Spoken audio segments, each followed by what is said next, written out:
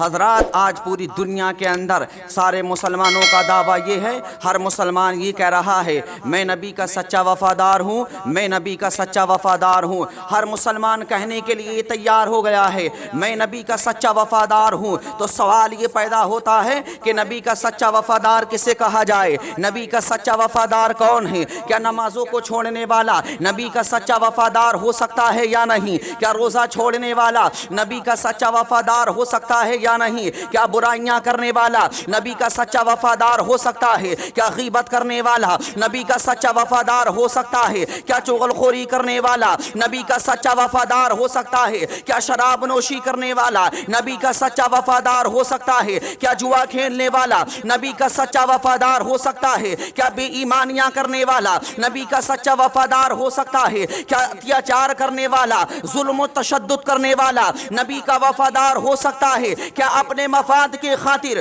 دوسروں کا گلا گھونٹنے والا نبی کا وفادار ہو سکتا ہے؟ حضرات محترم، نبی کا وفادار وہ نہیں ہے جو نمازوں کو چھوڑتا ہے، نبی کا وفادار وہ نہیں ہے جو روزہ چھوڑ دیتا ہے، برائیاں کرنے والا نبی کا وفادار نہیں ہے، چغل خوری کرنے والا نبی کا وفادار نہیں ہے، شرابی پینے والا نبی کا وفادار نہیں ہے، جوا کھیلنے والا نبی کا وفادار نہیں ہے، بے ایمانی کرنے والا نبی کا وفادار نہیں ہے، جھوٹ بولنے والا نبی کا وفادار نہیں ہے، شراب پینے والا نبی کا وفادار نہیں ہے، اتیاچار کرنے والا ظلم کرنے والا نبی کا وفادار نہیں ہے، اپنے مفاد کی خاطر اپنی ذات کے خاطر دوسروں کا قتل کرنے والا نبی کا وفادار نہیں ہے، اپنے مفاد کے خاطر دوسرے مسلمانوں سے نفرت کرنے والا نبی کا وفادار نہیں ہے، بلکہ نبی کا وفادار اس کو کہا جائے گا جو نبی کی تابعداری کرے گا، جو نبی کے حکم کی پیروی کرے گا، جو نبی کے حکم کی تعمیل کرے گا، جو نبی کے حکم کو عملی جامہ پہنائے گا۔ نبی نے جن باتوں کا حکم دے دیا، نبی نے جن باتوں کا حکم دے دیا ان باتوں پر عمل کرتا چلا جائے، اور نبی نے جن باتوں سے منع فرمایا ہے ایک مسلمان ان باتوں سے رکتا چلا جائے۔ حضرات محترم، کہہ لینے دیا جائے جو نبی کا وفادار ہو جاتا ہے، جو نبی کا تابعدار ہو جاتا ہے، پوری دنیا کے اندر وہ پوری دنیا کی نگاہوں میں وہ محبوب ہو جاتا ہے۔ جو نبی کا سچا وفادار ہو جاتا ہے، جو نبی کا سچا تابعدار ہو جاتا ہے تو زمانہ اس کا ہو جاتا ہے۔ اسی لیے کسی شاعر اہل سنت نے کہہ دیا تھا، ارے کی محمد سے وفا تو نے تو ہم تیرے ہیں، کی محمد سے وفا تو نے تو ہم تیرے ہیں۔ یہ جہاں چیز ہے کیا لوح و قلم تیرے ہیں، یہ جہاں چیز ہے کیا لوح و قلم تیرے ہیں۔ برادران ملت اسلامیہ، آؤ بیان کرتا ہوا چل رہا ہوں، آپ ذرا توجہ کرتے چلے جائیے۔ اے اسلام کے شہزادوں، ذرا آپ توجہ تو کر کے دیکھیے۔ آج ہم یہ کہہ رہے ہیں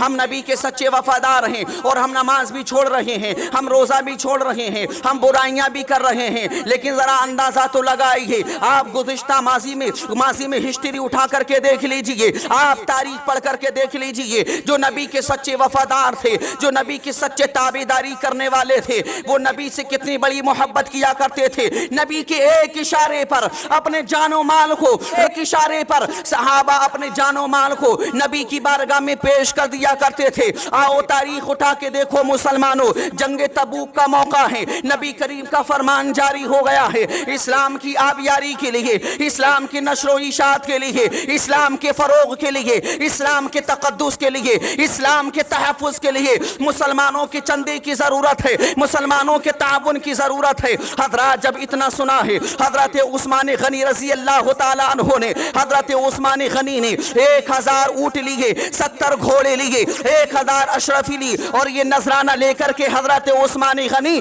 پیغمبر اسلام کی بارگاہ میں حاضر ہو گئے۔ عرض کرتے ہیں یا رسول اللہ، یہ عثمان غنی کا چندہ ہے، آپ قبول فرما لیجئے۔ یا رسول اللہ، یہ میں 1000 اونٹ لے کر کے آیا ہوں، 70 گھوڑے لے کر کے آیا ہوں، 1000 اشرفی لے کر کے آیا ہوں، اسلام کے تحفظ، اسلام کے تقدس کے لیے۔ یا رسول اللہ، میں یہ مختصر سا چندہ آپ کی بارگاہ میں پیش کر رہا ہوں، قبول فرما لیجئے۔ پیغمبر اسلام نے عثمان غنی کے چندے کو قبول فرما لیا ہے۔ حضرات محترم، جب نبی فرما رہے ہیں اسلام کے تقدس کے لیے، اسلام کی آبیاری کے لیے، اسلام کے نشر و اشاعت کے لیے چندے کی ضرورت ہے، جب نبی نے چندہ مانگا ہے، جب نبی نے تعاون مانگا ہے، تو حضرت ابو بکر بھی اٹھ گئے ہیں، حضرت عمر بھی اٹھے۔ ابو بکر اپنے گھر کو گئے، حضرت عمر اپنے گھر کو گئے، حضرت ابو بکر نے اپنے گھر کی ساری چیزوں کو جمع کرنا شروع کر دیا ہے، ادھر حضرت عمر نے اپنے گھر کی ساری چیزوں کو جمع کرنا شروع کر دیا ہے، اور حضرت عمر اپنے دل میں سوچ رہے ہیں آج میں نبی کی بارگاہ میں اتنا چندہ پیش کروں گا، اتنا چندہ پیش کروں گا کہ چندہ دینے میں ابو بکر سے آج میں آگے بڑھ جاؤں گا، آج میں ابو بکر سے چندہ دینے میں سبقت لے جاؤں گا۔ حضرت عمر نے اپنے گھر کی ساری چیزوں کو جمع کیا۔ اے اسلام کے شہزادو، ذرا توجہ کرنے کی ضرورت ہے۔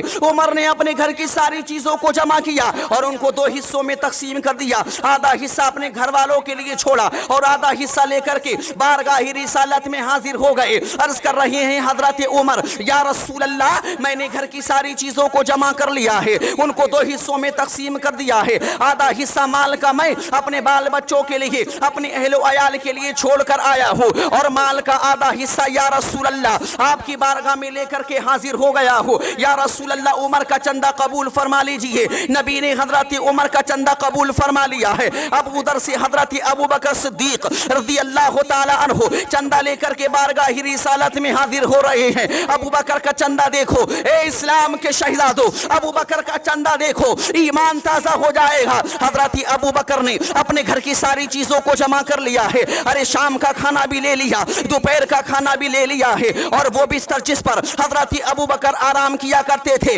حضرت ابو بکر نے وہ بستر بھی چندے میں لے لیا ہے، وہ بستر بھی لے کر نبی کی بارگاہ میں حاضر ہو گئے۔ حقیقت تو یہ ہے وہ جھاڑو جس سے گھر کی صفائی کی جاتی تھی اس جھاڑو کو چندے میں لے آئے ہیں، اور وہ پتھر جس پر کھانا بنانے کے لیے مسالہ پیسا جاتا تھا حضرت ابو بکر نے وہ پتھر بھی لے لیا ہے ساتھ میں جس پر مسالہ پیسا جاتا تھا۔ یہ سارا کا سارا چندہ لے کر حضرت ابو بکر نبی کی بارگاہ میں حاضر ہو رہے ہیں، نبی کی بارگاہ میں حاضر ہو رہے ہیں۔ حقیقت یہ ہے اسلام کے شہزادو، ابو بکر نے جو لباس زیب تن کر رکھا تھا اپنے جسم کا لباس اتار کر ببول کی کھال کا، ببول کی چھال کا لباس بنا کر ابو بکر نے پہن لیا ہے، اور اپنے جسم کا وہ لباس اتار کر چندے میں نبی کی بارگاہ میں چندے کے لیے پیش کر رہے ہیں۔ اپنے جسم کا لباس ابو بکر نے اتار کر چندے میں پیش کر دیا ہے، اور وہ پتھر جس پر مسالہ پیسا جاتا تھا وہ پتھر بھی پیش کر دیا ہے، وہ جھاڑو جس سے گھر کی صفائی کی جاتی تھی وہ جھاڑو بھی چندے میں لے لی ہے، دوپہر کا کھانا بھی چندے میں لے آئے ہیں، شام کا کھانا بھی چندے میں لے آئے ہیں۔ گھر کی ساری چیزوں کو جمع کر کے ابو بکر نے نبی کی بارگاہ میں پیش کر دیا ہے۔ اللہ اللہ، نبی کریم علیہ السلام نے حضرت ابو بکر سے پوچھا، اے ابو بکر کیا لائے ہو؟ عرض کر رہے ہیں یا رسول اللہ گھر کی ایک ایک چیز میں آپ کی بارگاہ میں پیش کر رہا ہوں، گھر کی ساری چیزوں کو لے کر کے میں آپ کی بارگاہ میں بطور چندہ حاضر ہو گیا ہوں۔ یا رسول اللہ ابو بکر کا مختصر چندہ ہے، یہ مختصر سا چندہ ابو بکر کا قبول فرما لیجئے۔ یا رسول اللہ اگر ابو بکر کا یہ مختصر سا چندہ آپ قبول فرما لیں گے تو آج قسمت کی معراج ہو جائے گی۔ پیغمبر اسلام فرماتے ہیں، آمینہ کے لال ارشاد فرماتے ہیں، اے ابو بکر یہ تو بتاؤ، اے ابو بکر یہ تو بتاؤ، گھر کی ساری چیزوں کو لے کر کے تم میری بارگاہ میں حاضر ہو گئے ہو تو یہ تو بتاؤ تم نے گھر والوں کے لیے کیا چھوڑا ہے، گھر پر کیا مال چھوڑ کر آئے ہو؟